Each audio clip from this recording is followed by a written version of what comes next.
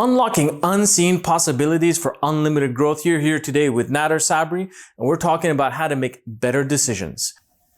Today, we're talking about traction over pitch. I'm going to start sharing a story with you that happened to me back in 1998 at Comdex, one of the largest, not one, but the largest tech show in the planet in Las Vegas. And I had the fortune of meeting Craig Corville, a famous inventor in the US. And we were walking in this massive exhibition hall. Literally, you cannot touch and reach a wall. You just keep going and going and going. And we were talking about that phenomenon. He asked me a profound question. He said, how many people right here, right now, have the same idea as you? He said, just throw a number. He said, at least right now at this moment, and there was about 250,000 people at this convention, at least 1,000 people have the exact same idea you have. But he said, what's the difference? The difference is when there's an individual who can bring the resources and capabilities together and align that with an idea, all of a sudden you take an idea to reality. And when you take that idea to reality, 999 people point at you and say, he stole my idea. It's an interesting, profound experience because I think we've all gone through this in many ways. Now, how does this relate to traction?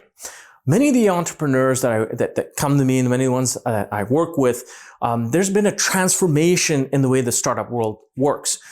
In the early days of venture capital and funding in general, just pitching an idea was far enough. It was good enough to get some funding into the pipeline so you could move forward and develop your idea.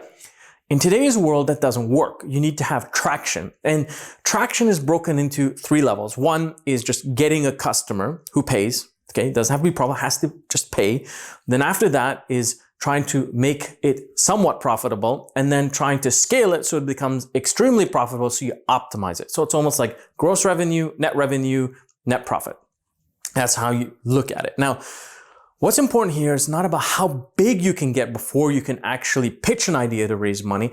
It's the fact that traction requires more money to repeat the activities that you're doing, to take it to the next scale so that the amount of money that comes in to make that work is much larger, so the investment or the return on investment allows it to come in. Now, I know it sounds really basic, but the problem is a lot of people walk in just pitching an idea. An idea is brilliant, but you need to have traction. Start with a proof of concept. And even if you start on paper, and by the way, paper prototypes are a big secret in starting this process. You don't need fancy equipment to do stuff. You just need the basic tools you have access to build a proof of concept. Even if it's on paper, you still can get feedback to get it to a level where you start to develop, even if it's like minor, small parts of a bigger solution, so that you can at least start to get some customers into an early stage. Remember, when the iPhone first came out, when its very first generation, it didn't even have an app store so you can download apps on it. It sounds absolutely crazy today, but that's at the level they were at. Now remember, you can do the exact same thing moving forward. So that is really important. That is traction over pitch. Thank you for watching this video. Don't forget to subscribe, press the notification bell, like the video, share your comments. See you in the next video.